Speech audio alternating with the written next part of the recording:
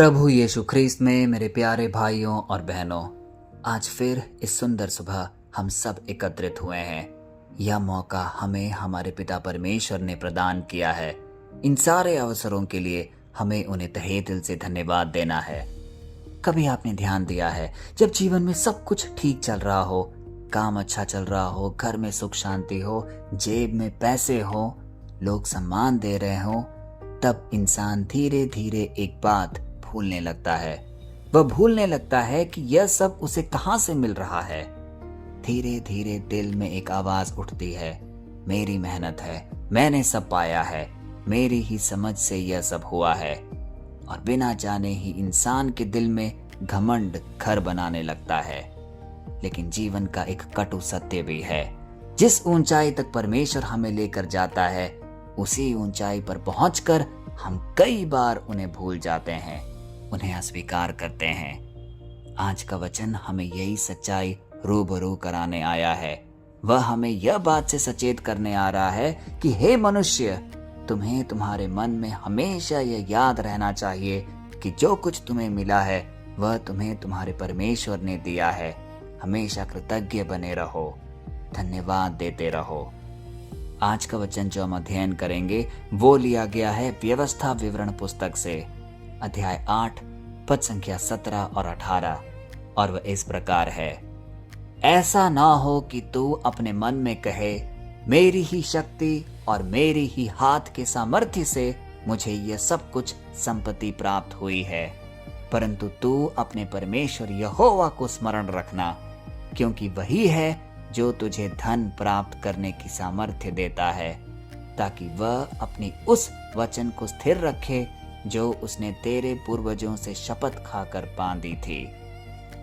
प्यारे भाई और बहनों, यह शब्द उस समय कहे गए हैं जब इज़राइल की प्रजा जंगल की यात्रा लगभग समाप्त करने वाली थी। 40 साल तक वे जंगल में रहे थे। सोचिए, कभी पानी की कमी, कभी भोजन की कमी, कभी कठिन परिस्थितियां, क्या कुछ से वे नहीं गुजरे होंगे, लेकिन हर परिस्थिति में परमेश्वर ने उनका साथ दिया। अब सवाल यह उठता है कि मूसा अपने प्रजा को यह सारी बात क्यों बता रहे हैं, क्यों उन्हें याद दिला रहे हैं? क्योंकि वे जानते थे कि बहुत जल्द उनकी पीड़ाएं समाप्त होने वाली है। वे लोग उस प्रतिज्ञा की गई भूमि में प्रवेश करेंगे जहां सुख समृद्धि होगी, अच्छे खेत, अच्छे घर, भरपूर आशीष।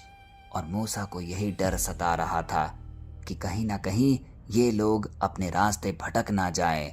जो उन्हें दिख रहा है, जो उन्हें मिल रहा है, वो यह ना सोच बैठे कि यह सब मेरी समृद्धि के कारण मुझे मिल रहा है। डर यह था कि जब लोग समृद्धशाली होंगे तब वे परमेश्वर को कहीं भूल ना जाएं। इसीलिए उन्होंने ये चेतावनी दी।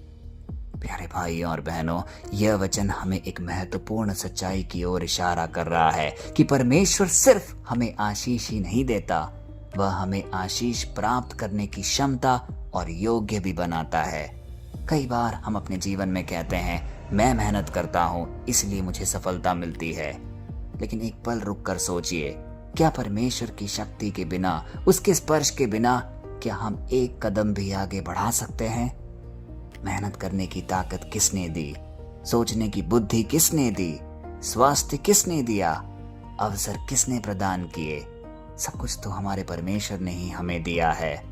हमारा प्रयास जरूरी है, लेकिन उसके पीछे परमेश्वर की कृपा अत्यंत जरूरी है, क्योंकि उसी से हमें सफलता मिलती है, हमें पूर्ति मिलती है। प्यारे भाइयों और बहनों, आज के इस वचन में एक बहुत गहरा छिपा हुआ अर्थ भी है। परमेश्वर यहाँ सिर्फ धन की ही बात नहीं कर रहा, परंतु सामर्थ्य की बात की जा रही है। मतलब हर वह क्षमता जो हमारे जीवन में है वह परमेश्वर की ही दान है। हो सकता है आपकी प्रतिभा, आपकी बुद्धि, आपका स्वास्थ्य, आपके अवसर, ये सब सिर्फ संयोग मात्र नहीं है, ये परमेश्वर की कृपा के चिन्ह है। आज की दुनिया में सफलता को अक्सर स्वयं की उपलब्धि माना जाता है। लोग कहते हैं सेल्फ मेड पर्सन, लेकिन सच्चाई यह है, कोई भी इंसान पूरी तरह से सेल्फ मेड हो ही नहीं सकता यदि परमेश्वर का साथ उसके साथ ना हो।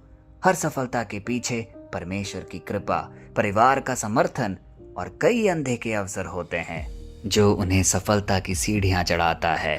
और जब हम इस बात को अपने हृदय से समझते हैं, तभी हमारे दिल में घमंड दूर होता है, एक कृतज्ञता भरा भाव उत्पन्न होता है। प्यारे भाइयों और बहनों, आशीष मिलने पर प्रभु को कभी मत भूलिए। कई लोग मुश्किल समय में बहुत प्रार्थना करते हैं, कई वेदनाएं सहते हैं, रोज चर्च जाते हैं, उपवास भी रखते हैं, लेकिन जब जीवन आसान हो जाता है तो प्रार्थना कम हो जाती है। धीरे धीरे हम पिता परमेश्वर से दूरी बनाने लगते हैं। आज का वचन हमें यह ज्ञात दिला रहा है कि अपने जीवन के हर क्षण में कृतज्ञ बने रहो, प्रार्थना में लीन रहो, हर सफलता के लिए परमेश्वर को धन्यवाद देते रहो। कृतज्ञ दिल हमेशा नम्र रहता है। अपनी आशीषों का उपयोग दूसरों की भलाई के लिए हमें आज जरूर करना है। परमेश्वर हमें सिर्फ अपने लिए ही नहीं बल्कि दूसरों के लिए भी आशीष देता है। अगर हम इन वचनों को अपने दिल से संजो कर रखेंगे, अपने दिल से जुड़ाव रखकर देखेंगे, तो निश्चय ही हमारा जीवन सफलता की कई सीढ़ियां पार करेगा, क्योंकि तब परमेश्वर हमारे साथ चलेगा। तो आइए इसी भाव को अपने दिल में उत्पन्न करके एक शक्तिशाली प्रार्थना अपने पिता परमेश्वर को हम समर्पित करें। हे स्वर्गीय पिता, आज हम तेरे सामने धन्यवाद के साथ आते हैं। हे प्रभु, तूने हमारे जीवन में बहुत सी आशीषें दी है, स्वास्थ्य, परिवार, काम, अवसर और सामर्थ्य। कई बार हम इन बातों को अपनी मेहनत का परिणाम समझ लेते हैं और तुझे भूल जाते हैं। हे प्रभु, आज हमारे दिल को नम्र बना, हमें हमेशा याद रखने में मदद कर कि जो कुछ भी हमारे पास है वह तेरा ही दान है। जो भी यह संदेश आज इस प्रार्थना सभा में सुन रहा है, उनके जीवन को स्पर्श कर, अपनी आशीषों से भरपूर कर दे, उनके कामों को सफलता प्रदान कर, उनके घरों में शांति दे, उनके जीवन में समृद्धि वापस लेकर आ, और सबसे बढ़कर उन्हें ऐसा दिल दे जो तुझे कभी ना भूल पाए। हम यह प्रार्थना यीशु मसीह के सामर्थी नाम पे करते हैं, आमीन। प्यारे भाई और बहनों, हर दिन का वचन जो हम सुनते हैं वह एक सुनहरा बुलाहट है कि हम छोटी छोटी आदतें अपने दिल में अपनाएं। हर दिन एक पल रुककर परमेश्वर को धन्यवाद देना सीखें, अपने काम के लिए, अपने परिवार के लिए, अपने जीवन के लिए। क्योंकि जब हम याद रखते हैं कि आशीष कहाँ से आती है, हमारी कृतज्ञता और बढ़ने लगती है। तब हमारा घमंड चकनाचूर हो जाता है। और याद रखिए, सच्ची समृद्धि सिर्फ धन से नहीं आती, सच्ची समृद्धि उस दिल से आती है जो हर आशीष के पीछे परमेश्वर का एहसास को पहचानता है, उसकी उपस्थिति को महसूस करता है। कल फिर हम मिलेंगे, तब तक के लिए पिता परमेश्वर की असीम दया, कृपा और क्षमा में आपको, आपके परिवारजन को, आपके हर एक निवेदन को हम प्रस्तुत करते हैं, पिता, पुत्र और पवित्र आत्मा के नाम पर, आमीन।